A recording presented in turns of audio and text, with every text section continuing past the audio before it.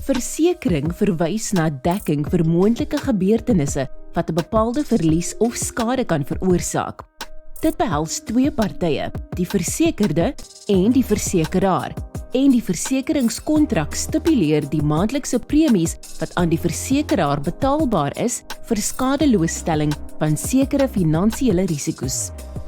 Nie verpligte versekering is waar die versekerde gedek is teen risiko's wat mag of nie mag voorkom nie en word nie deur die wet vereis nie. Kom ons hersien die betekenis van die volgende versekeringsbegrippe. Oorversekering beteken bates is vir meer as hul markwaarde verseker. Die versekeraar vervang beskadigde bates eerder as om uitbetalings te maak. Onderversekering beteken bates is verseker vir minder as hul markwaarde. Gedeeltelike vergoeding word betaal en die versekeraar pas die averij-klousule toe. Die averij-klousule, gemiddelde klousule, is van toepassing op onderversekerde bates in die versekeringskontrak. Die versekeraar betaal 'n proporsie van die versekerde waarde en die versekerde neem verantwoordelikheid vir die onversekerde gedeelte. Herinbesitstelling verwys na 'n klousule binne kortertermynversekering waar oorversekerde bates vervang word, nie terugbetaal word nie.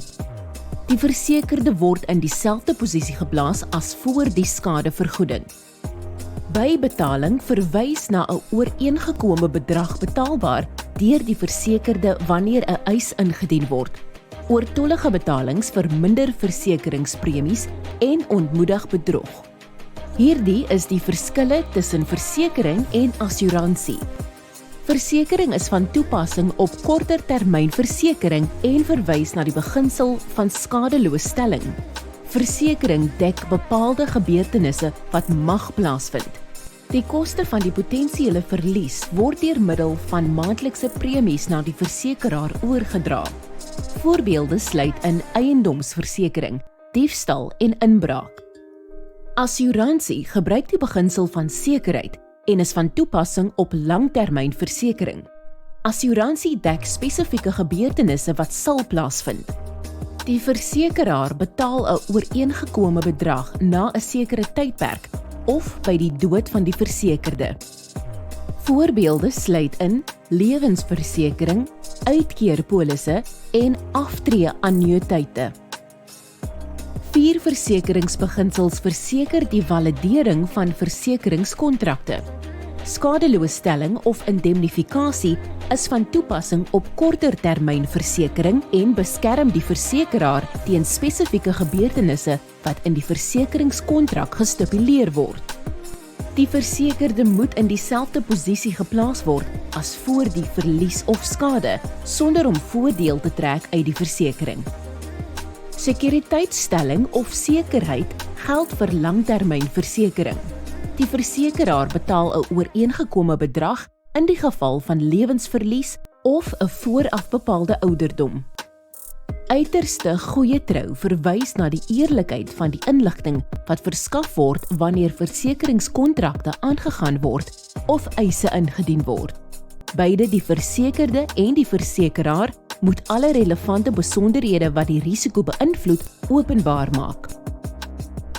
Versekerbare belang is waar die versekerde moet bewys hulle sal finansiële verlies ly indien die versekerde item beskadig, verlore raak of ophou bestaan. Die voordele van versekering vir besighede sluit in oordrag van risiko vanaf die versekerde na die versekeraar, beskerming van besighede teen oneerlike werknemers, beskadigde of gesteelde bates. Hierdie is die verskille tussen versekerbare en nie versekerbare risiko's. Versekerbare risiko's word verseker wanneer die waarskynlikheid van 'n gebeurtenis bepaal word. Voorbeelde sluit in diefstal, getrouheidsversekering en brand. Nie versekerbare risiko's is nie verseker nie, aangesien die risiko's te hoog is. Die besigheid bly verantwoordelik vir hul bates. Voorbeelde sluit in skadevergoeding as gevolg van oorlog en bemarkingswanpraktyke. Hierdie is die verskille tussen verpligte en nie verpligte versekering. Verpligte versekering word deur die wet vereis en word deur die regering gereguleer. Betalings is in die vorm van heffings. Nie verpligte versekering is vrywillig en word nie deur die regering gereguleer nie. Betalings is in die vorm van premies. Die verskillende tipes verpligte versekering in Suid-Afrika is: die Werkloosheidsversekeringsfonds, die WVF, wat werknemers bystaan met finansiële hulp sou hulle werkloos word weens diensbeëindiging. Die voordele sluit in werkloosheid, ongeskiktheid, kraam en aanneming. Die padongelukke fonds, die POF of die RAF of padongelukke voordeelskema, die POVS of die RABS, bied dekking aan alle padgebruikers in Suid-Afrika en vergoed vir verlies of skade wat onregmatig veroorsaak is tydens die bestuur van 'n motorvoertuig. Die wysigingswet op vergoeding vir beroepbeserings en siektes, die WVBBS of COIDA of vergoedingsfonds, vergoed werknemers wat beserings of siektes opdoen terwyl hulle by die werk is.